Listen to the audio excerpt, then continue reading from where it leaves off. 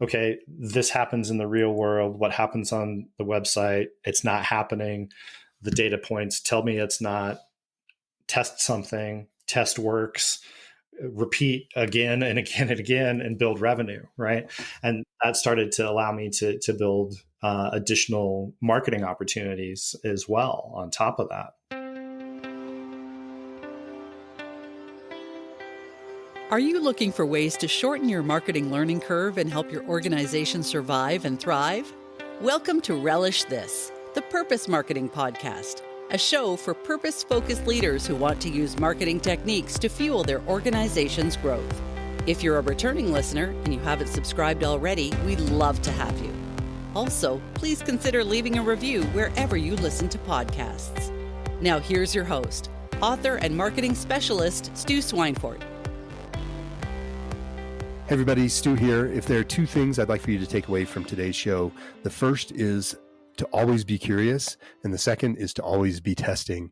My guest today is Matt Ranta, and he is the partner and head of practice at Nimble Gravity. He oversees their e-commerce and digital transformations units over there, and he is just a fantastic source of information when it comes to data analytics and how to use data to improve your performance.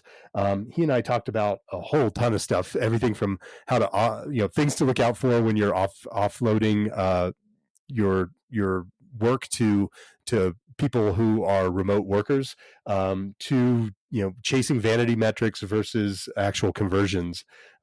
He is just steeped in information about data analytics, and I think that is an area that almost every organization can benefit from.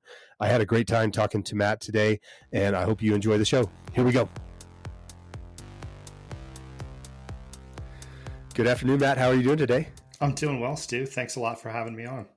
Oh, thank you for being on the show. I'm really excited to hear more about how you at Nimble Gravity navigate the space of really helping people make great decisions through data. Tell me a little bit about how you got started with data analysis and data-driven decision making and Nimble Gravity.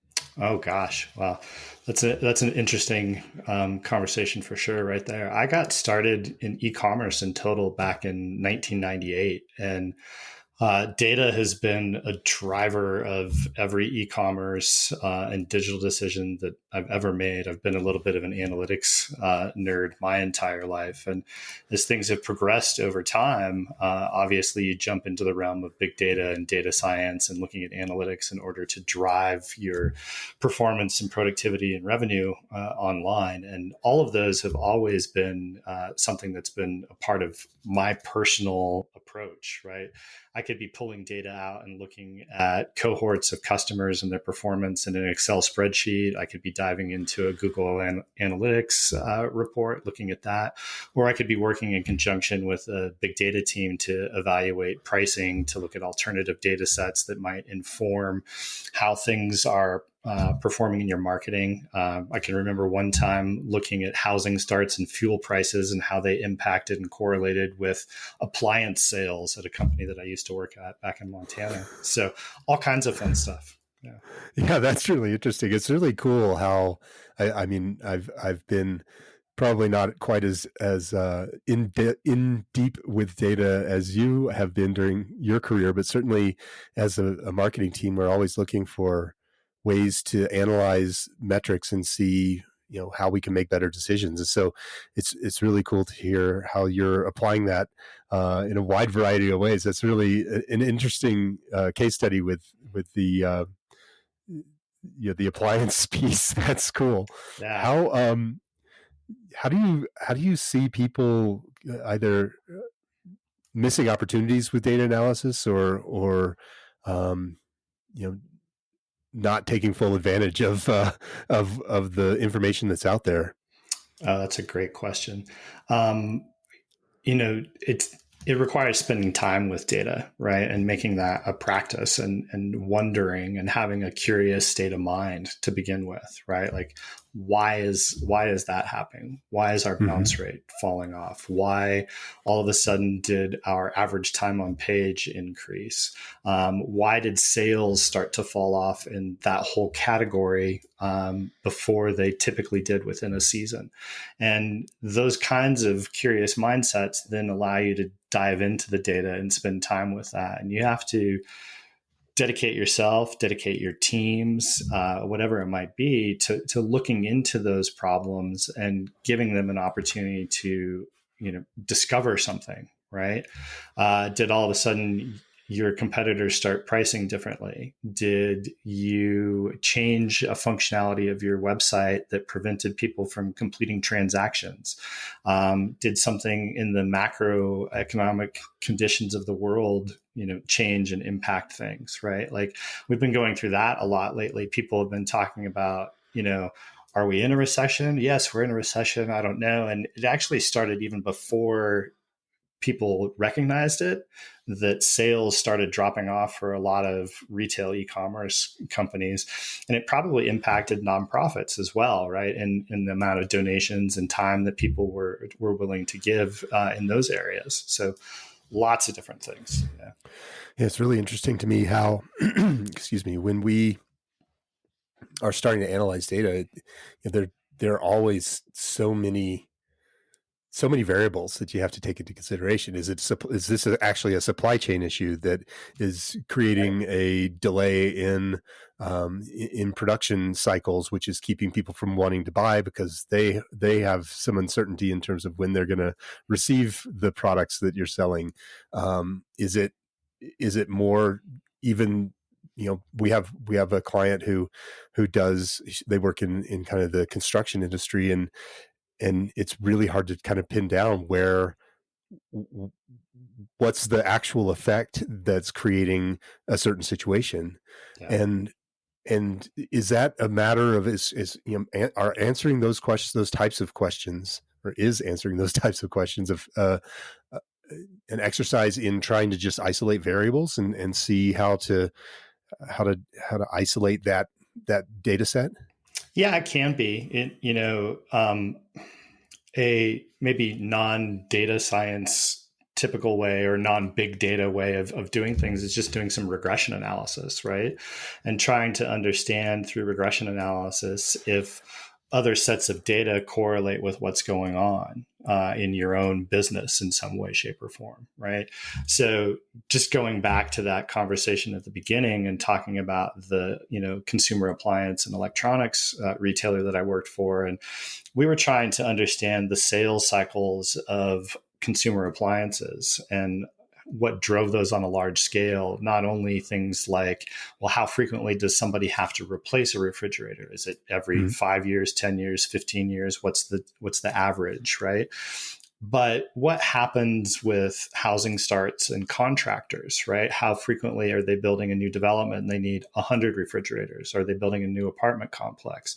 What happens with fuel prices? And does that then impact transportation, and the transportation becomes more expensive, and so the price becomes more expensive to your supply chain point right there, right? Yeah. And then in those areas you can see historically that there's a high correlation between those things, right? Yeah. And then you can use that correlation then to predict your future sales as well.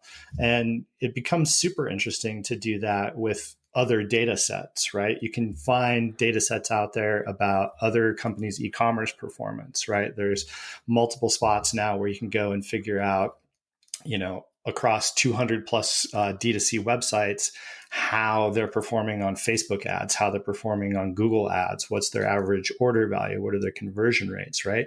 And then you could track your business against that and see, are those same economic factors, market factors driving changes in my business as well? And if you recognize that they are, then you can use that as a good predictor of how things are going to play out for you in the future too.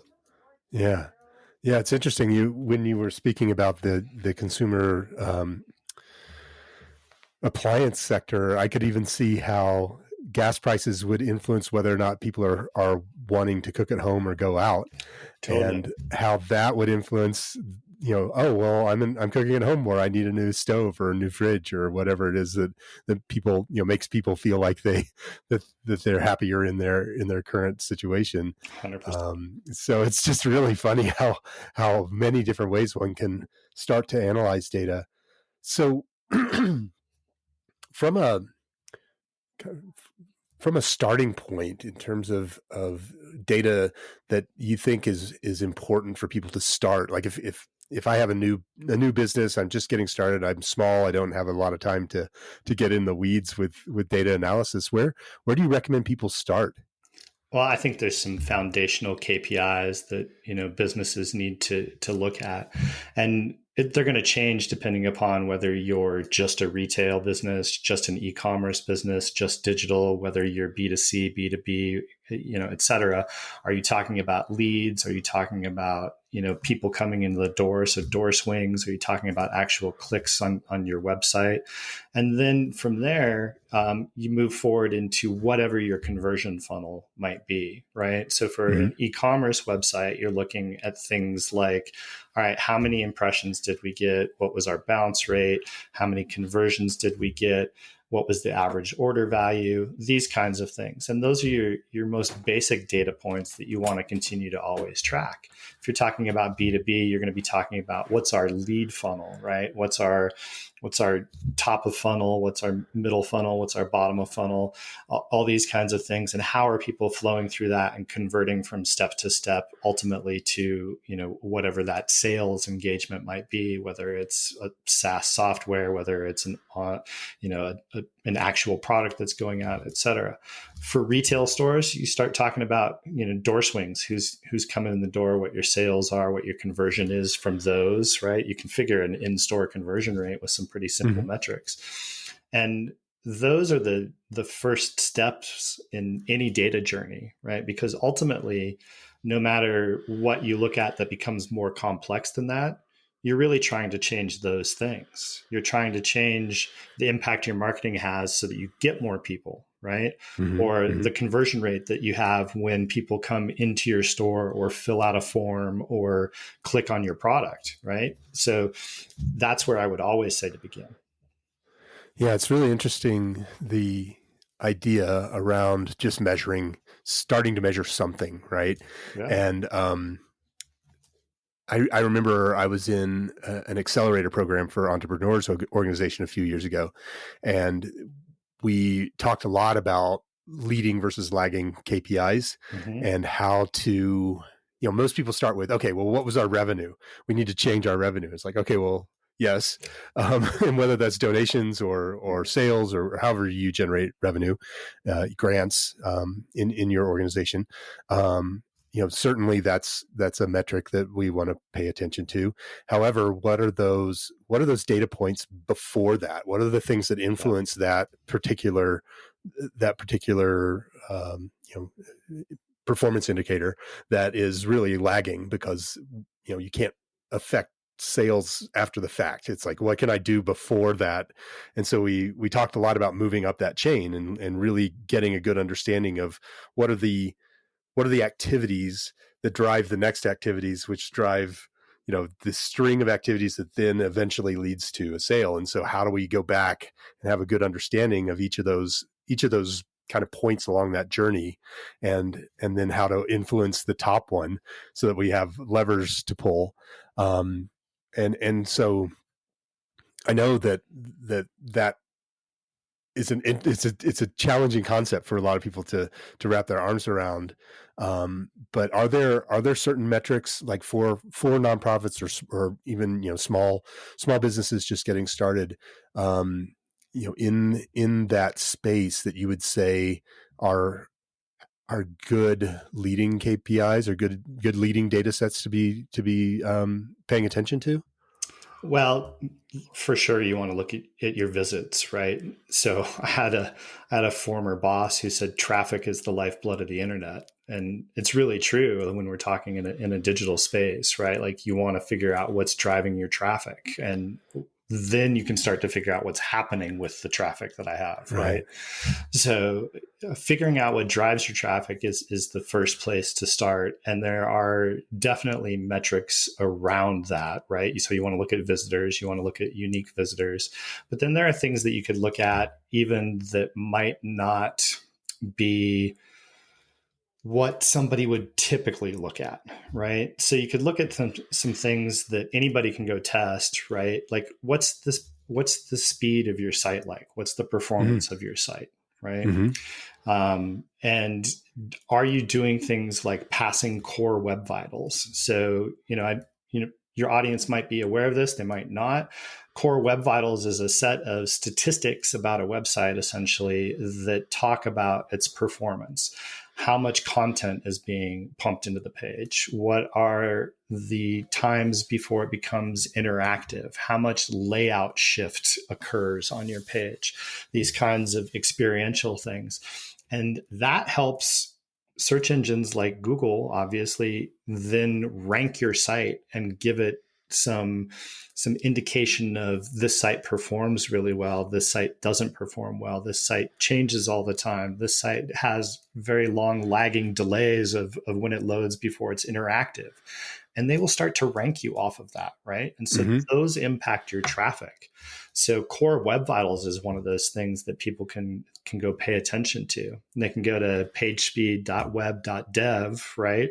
And search out their own website and figure out, how am I performing on these things? And what's great about that particular site is it'll tell you exactly how you're performing, and it'll tell you exactly what the things are that are causing you to perform poorly, right? And those are things that could be impacting your organic traffic, right? And how much of that is coming through to your site. And a lot of smaller businesses, a lot of nonprofits are probably going to rely a heck of a lot more on organic traffic than they are on paid traffic, just because if you have to make a choice of where you're going to spend, it's a lot easier to put man hours into working on your SEO than it is to pull dollars out of your pocket and pay for those things. Sure.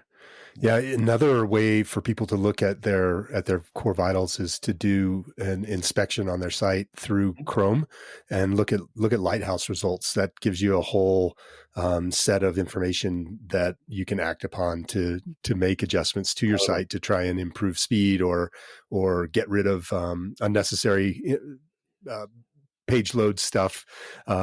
It's a really valuable tool, and it's certainly something that Google is looking at. It's really fun too to dive into analytics and start to really kind of get a good feel for not only, is this organic traffic, is this social traffic, is it paid search, how people are originally getting to your site, but also diving deeper into those individual sets. So, if you have a good understanding that, let's say, 30% of your traffic comes from social, well, that's amazing. But which of the social channels that you're playing in is driving the most traffic? So diving even just one level deeper can get you some additional information that you can act upon in terms of where should you be spending your time and energy. Totally. Yeah, you can find fun things like that too, right? Like you could also find in that example that you're talking about that, say, Facebook's driving more users, but they convert at half the rate of the users that come from Instagram or from LinkedIn or wherever else it might be, right? And so you might say to yourself, I'm actually going to change my mix. I don't want those non-converting users. I want the users that are going to convert. I'm going to double down on that secondary platform and see if I can drive more people there. Yeah. It's kind of fascinating how we get caught up in vanity metrics in terms of really, we will have clients come to us and say, I just want hits. I just want people coming to the site. And it's like, okay, well, that's great. We can certainly help with that. However, would you rather have 1 million people come to the site, or would you rather have 1,000 people come who actually do something, right. Who take action? And when you start to have those kinds of conversations, and certainly there's something to be said for just sheer volume, and not everyone's ready to buy the first time they come, the first time they meet you or see you. Yeah. So driving traffic is just, I think, on its face very important. However, driving the right kind of traffic and converting traffic can be a lot more important at certain times during the life cycle of one's organization or business. Totally. So what are the types of services that your team provides to organizations who are looking to have a better understanding of how they're performing and what they should be doing? Yeah, great question. So, we work across a wide variety of areas. We're really a collaborative team of experts who are passionate about the power of data. And we've got not only the e-commerce and digital transformation practices that I oversee, but we also work in data science. We do analytics and BI, and then we do both organizational and management strategy. And we have a global engineering team as well. And when I say global engineering, people have probably previously heard that phrased as nearshoring or offshoring for development teams. But quite frankly, what we've found is that we like to go where pools of talent exist, and there's great talent to be found in lots of different areas. And then secondarily, we also like to align those teams that we're building with the clients that they're working with, right? If you're talking about offshoring and you get 2 hours of time a day with your team that's in some other part of the world, that's not as good as if you can do what's, nearshoring or locating close to time zone wise, and you can get 6 hours, 7 hours, maybe 8 hours of overlapping time. So we really work to put people in the right places together. Yeah, that's great to have the high touch clients aligned with people that are going to be awake at the same times is pretty important. Totally. Have you found that your remote teams are what are some of the things as people? I know that there are a lot of people out there who are looking for opportunities and options for remote work, and for leveraging remote work. What are some of the things that you would recommend people look out for or pay attention to when they're starting to make that kind of a decision? Oh, that's a great question. So we do remote work across a wide variety of our practice areas, right? I have people on my team specifically who are located in Mexico City, who are located in Michigan. They're not just here in Colorado with me, right? And even frequently, those of us that are here in Colorado work from our homes rather than going into an office location. So the first thing that I typically look for in those kinds of people are they good problem solvers, right? Because when you're off on your own outside of an office, you're frequently going to be challenged with solving some kind of problem. What do we typically do in this scenario? How do we handle this? And if you have somebody who's a good problem solver, then they're not going to be sitting around waiting for that time where they can break into your meeting schedule, into your calendar to ask you questions, right? They're going to be problem solving and empowering them to do that, having that conversation with them from the start of like, this is the expectation and here's why. And I trust you as a human, right? It's okay to make a mistake too, right? So there's that at a base level, right? Allowing for mistakes, allowing for failures, correcting those, hiring problem solvers, these kinds of things. If you're talking about hiring teams of people who exist to work for your organization outside of your organization, maybe they're even more remote in the sense that they're contractors, not just direct employees, right? Then you have to start looking out for things across the board, right? Does it require a legal entity to hire these people inside of another country? Do you have to have certain payment agreements? Is there a union requirement for those types of workers in the country that you're hiring for? And those become complexities that some companies don't want to deal with, and they would rather hire an agency that can provide coverage on all of those areas. So you have to make that choice as a business, right? And then you want to start thinking about those kinds of things of is the talent in the place that we're going, right? Like I wouldn't even put is the time overlap, right? Right. Do they have the talent that we need to develop this set top box application, to develop this mobile application? Are they best in class, right?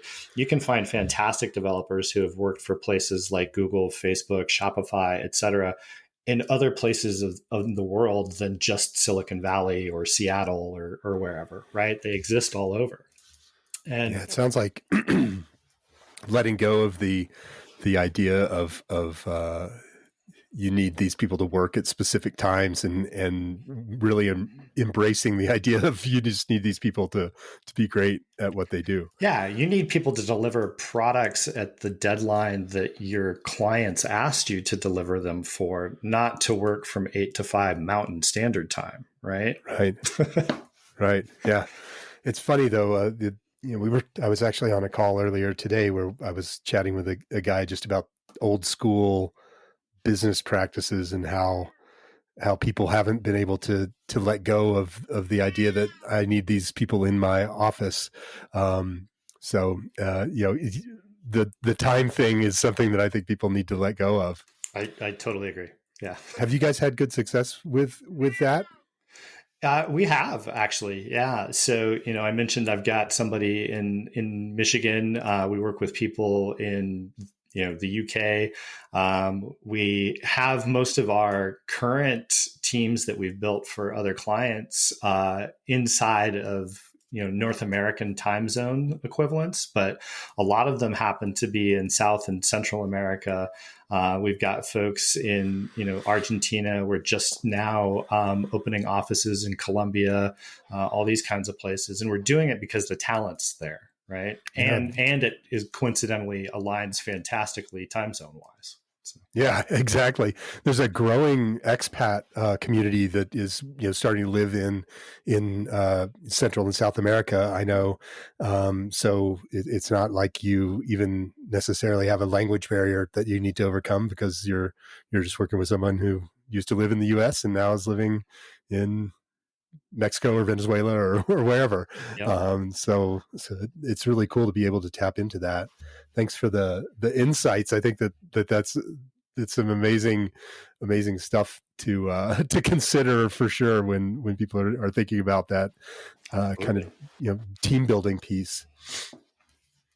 So in terms of back to data science and data analysis, I know that you mentioned that you've worked with a few nonprofits. What are some of the things that you recommend nonprofits stay on top of, or things that they should start to consider when trying to increase their reach or their ability to serve serve their mission or gain new followers and revenue?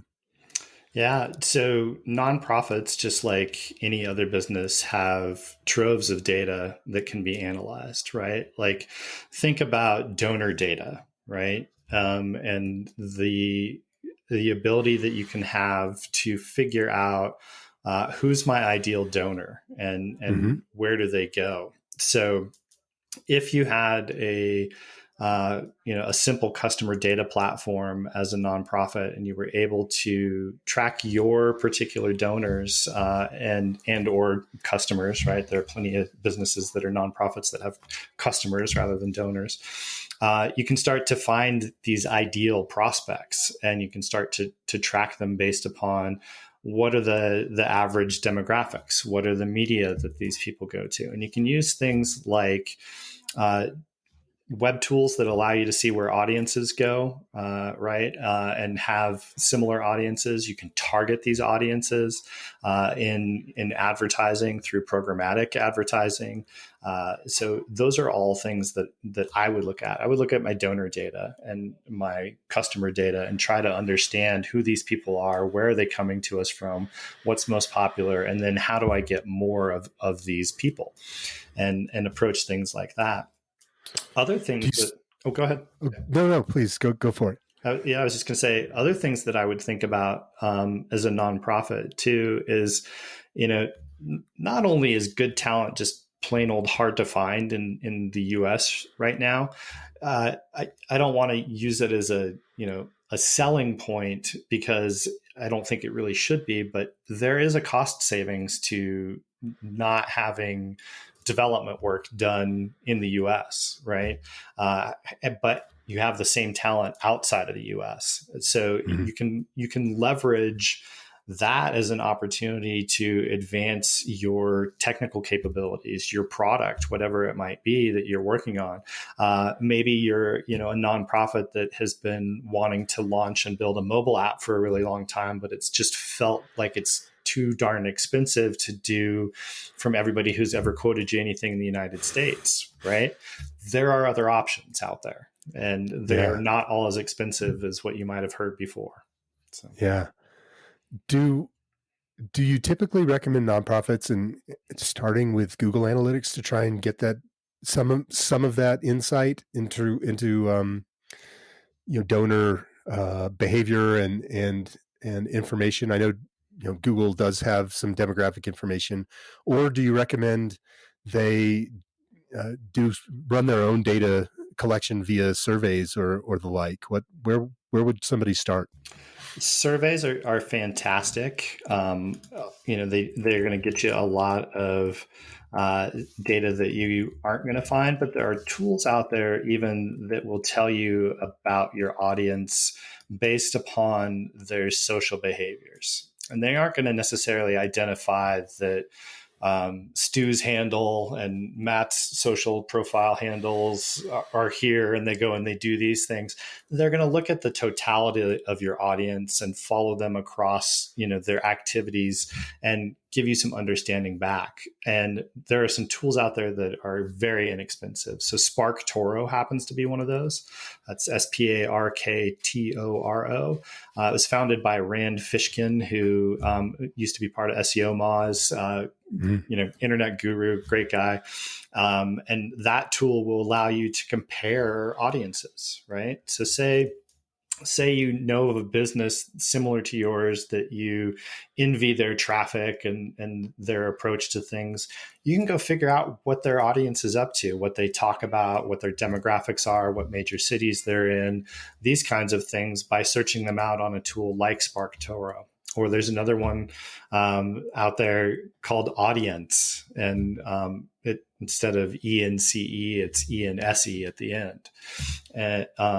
And those kinds of tools give you that little bit deeper insight that you might not necessarily get with those demographic and affinity kind of details that Google has. They just are going to augment them, right, and give you even more powerful data to go and target your audience with. Yeah, I know that as people start out, they just have no idea where to even turn to start to get that kind of information. They may have an understanding that they're interested in that, and that would be very helpful and beneficial, but like, how do I even start? So thank you for sharing those two tools that can help people start to dig into that audience demographic stuff. That's fantastic. So in terms of people's ability or people's reach, what are some of the things that you've seen companies do to improve the way that they're getting in front of their audiences based upon some of the data that they've collected? Are there any unique ways that they've leveraged that data, or leveraged the ability to make those decisions that you've seen that are kind of unique or interesting? There's a lot out there.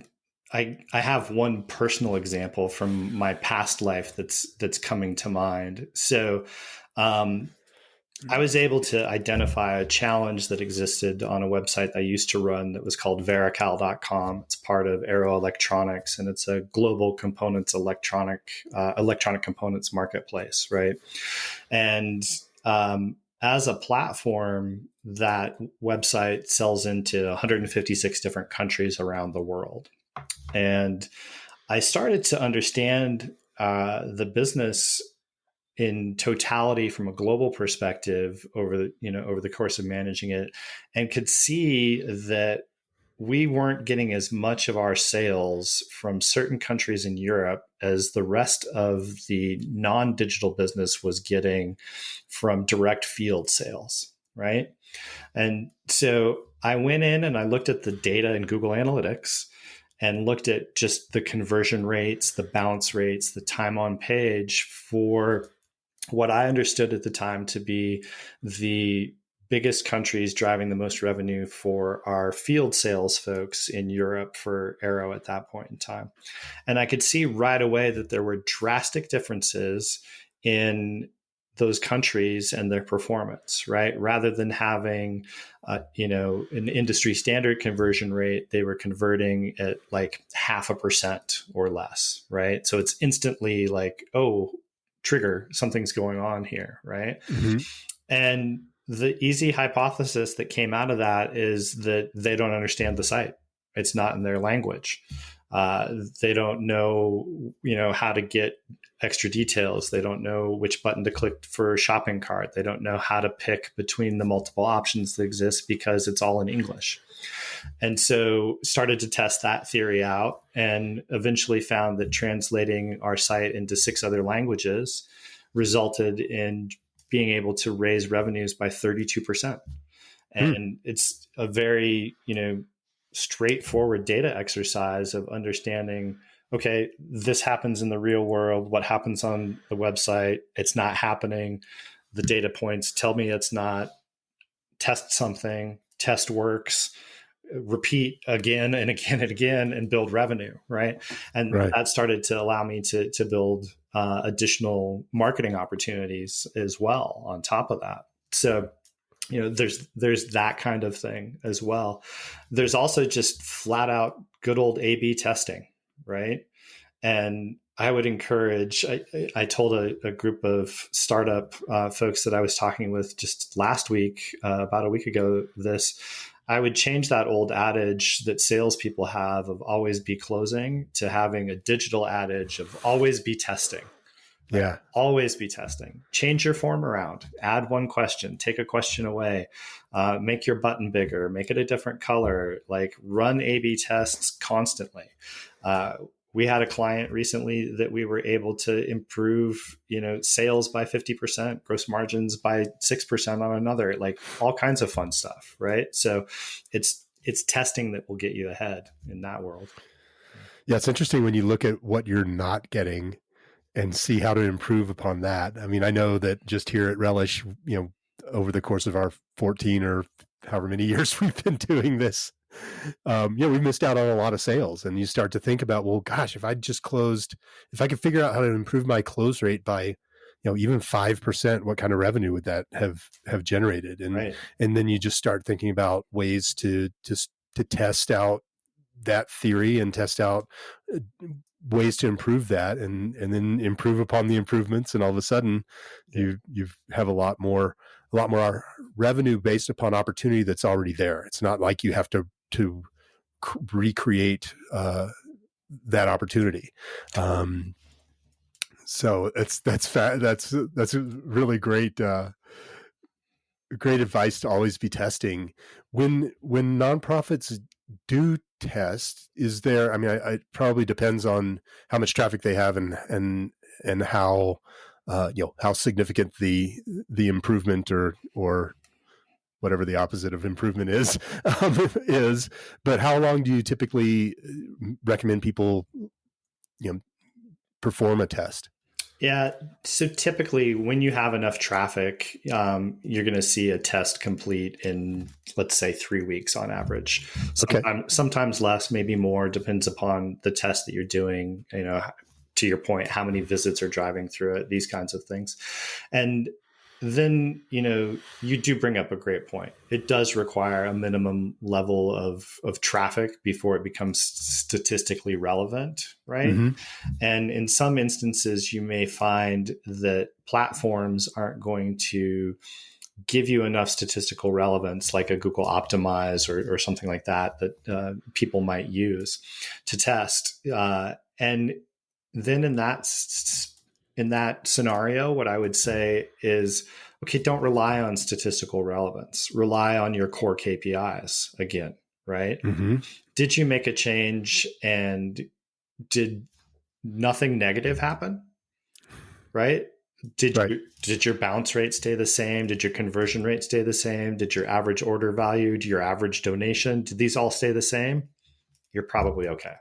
Did they get better, right? Like, you can test these things without, like, just make one change. Don't change 57 things at one Yep. time. Yep. Right? Make one change, watch what happens, and if it's positive or status quo, go forward and make the next one, right? And there's e-commerce 101 type things that you can do. There's digital performance type things that you can do, right?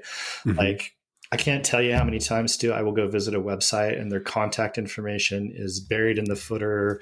It's off on some other page. Like, you can't immediately get to it and find it quickly, right? Or search bars, same kind of Right. thing. They'll have like some teeny tiny magnifying glass in a very low contrast color, over in the corner. And those kinds of things, go change those. Make your search box bigger. Make your contact information really prominent.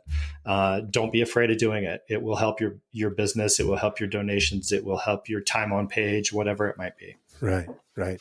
Do you have a feel for, I mean, there's probably not a number necessarily, but what, if somebody's trying to make a decision in terms of statistical relevance and amount of say traffic that needs to be coming through to have a good belief that a change was either successful or unsuccessful, do you have a feel for what that number or what that volume might be for different organizations, or does it vary so widely that there's no real?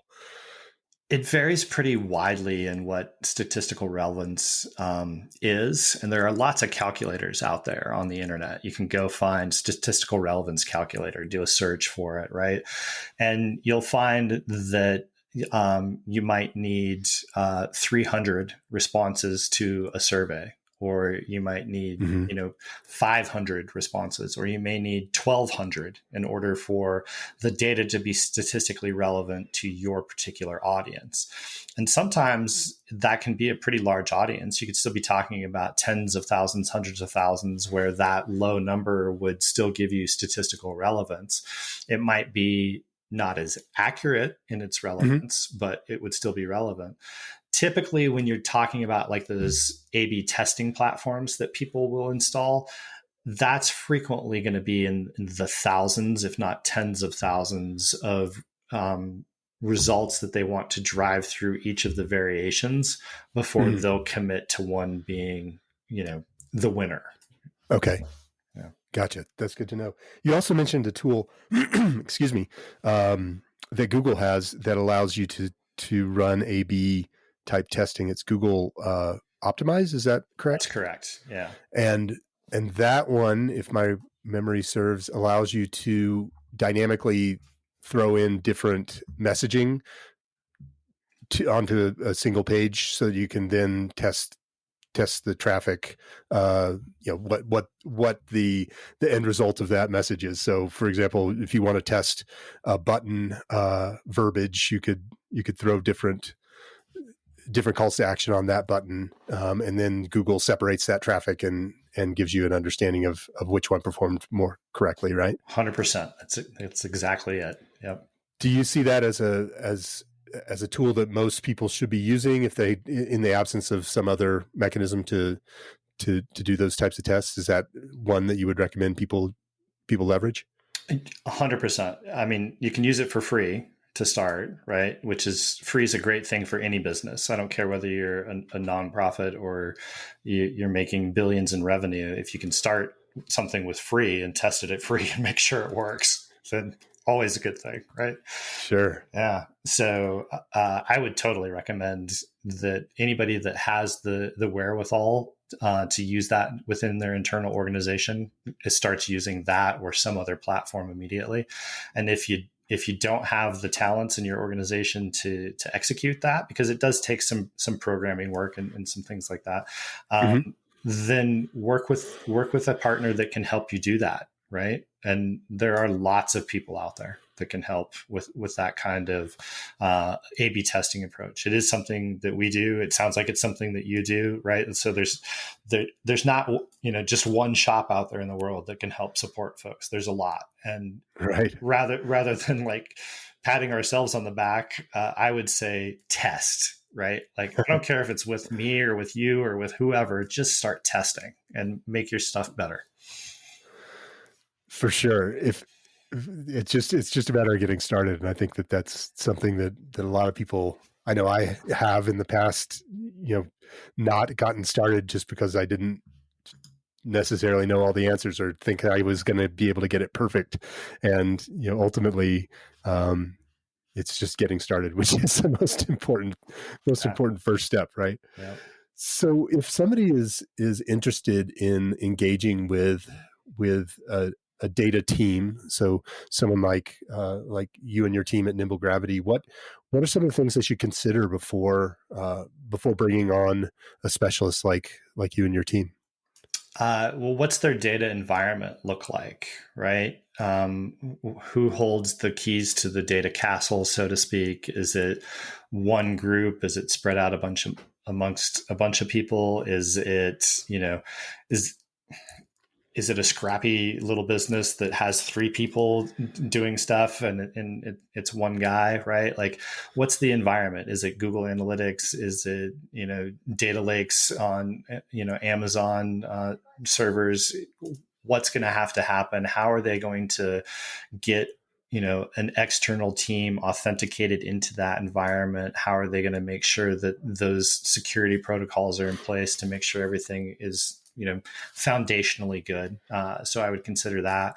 And then, are they used to working with diverse data sets and facing big challenges, right? Like, we always say that we like to solve tough problems, and we've done it, for years across a variety of different businesses. And I think that regardless of who it is, the more differentiated data types they've been exposed to, and the more complex data sets that they've been exposed to, the better, right?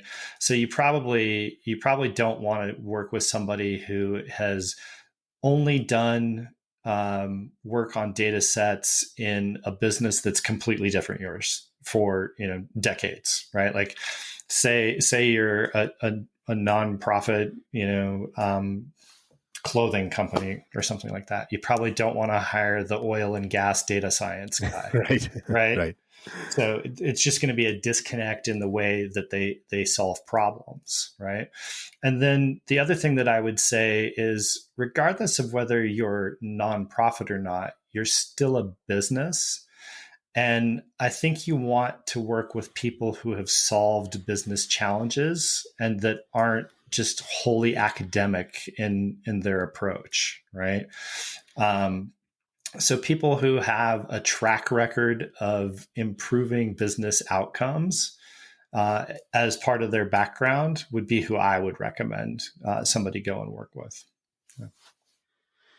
Nice. So just looking at white papers, case studies, et cetera, from different data modelers and different data analysts, and see if you can find somebody who seems to have an understanding of your particular area of influence, or where you they have experience in your sector, and then have expressed some sort of success in that would be one of the things that you would start with. That makes just a ton of sense for sure. Yep. Yeah. Do you see people getting too in the weeds around certain data models or information that that you recommend pulling back on, or is that part of the you mentioned curiosity early on, so part of curiosity is just going down a rabbit hole in some instances, but are there ways to know when you're just getting too far away from the core approach for people? I don't know if that's a good question or not. I'm just trying No, to think of. it is. I think I know what you're driving at, right? Like getting lost in the data and hypothesizing about things that you just can't prove out, right? And like when to stop, right? Mhm. So, data science is a bit of an art in that fashion, right? Like and finding those correlations, right? Like so, I'll go all the way back to the beginning of our conversation and figuring out the data sets that we could use for that regression analysis for figuring out the appliance sales thing, right? So we tried a whole bunch of other data sets and they just didn't correlate as well as housing starts and fuel prices did, right? Like Mhm. we tried other manufacturing things, we tried seasonality, we tried a bunch of different stuff. And we had to say, okay, like these two work, the rest don't. And we couldn't spend a whole bunch of time doing that, right? Because if we had exhaustively kind of gone down the rabbit hole of every data set in the world, like we still wouldn't be done.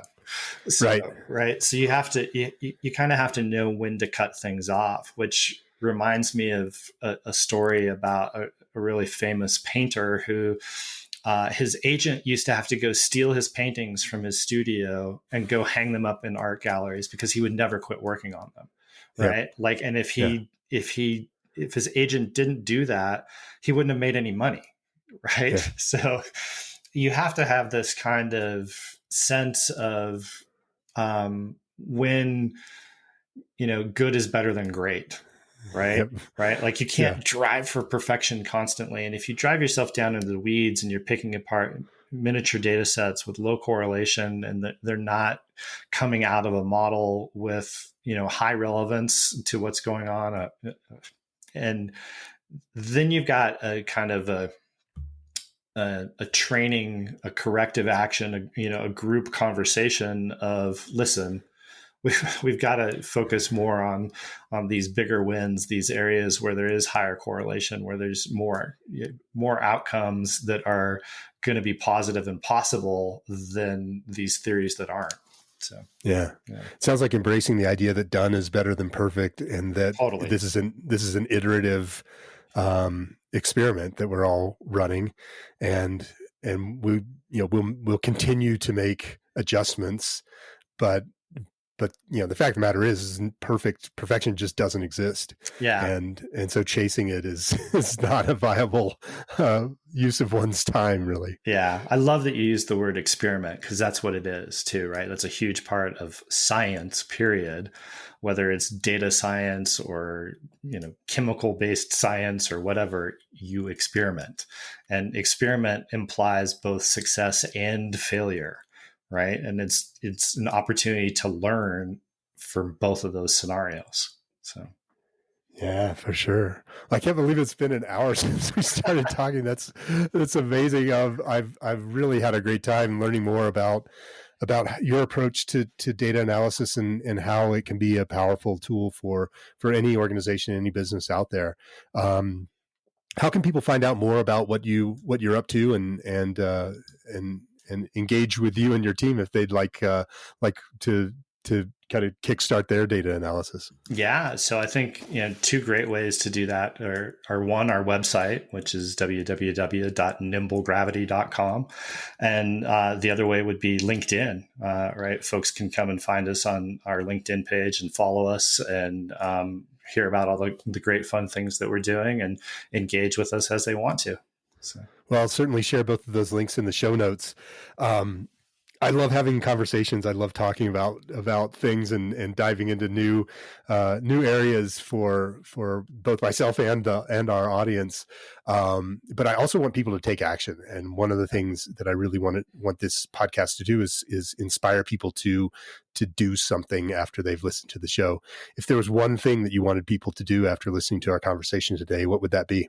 Go run a test or an experiment, right? Whether it's an A/B test on your website or something with data science, go figure out how your organization can do that today. Perfect. I'm going to go run a test on my own site and see what happens if I make a change. I haven't decided. I don't know exactly what that will be, but I'm going to dig into the data and see what kind of test I can run. Nice. Thanks so much for being on the show today. I really had a great time talking with you, Matt, and thanks for being a part of the show. Yeah, it's been a pleasure, Stu. I really appreciate the opportunity and hope that we can talk again in the future. Oh, that would be lovely. Have a great day. You too, sir. Bye. Bye. And there you have it, another great episode of Relish This. Thanks again for listening. You can find past episodes of the show at relishthis.org. And remember, if you liked what you heard today, please subscribe and leave a review wherever you listen to podcasts. For more information on purpose marketing, grab your free copy of my book, Mission Uncomfortable: How Nonprofits Can Embrace Purpose-Driven Marketing to Survive and Thrive. Get your copy now at missionuncomfortablebook.com. Thanks again.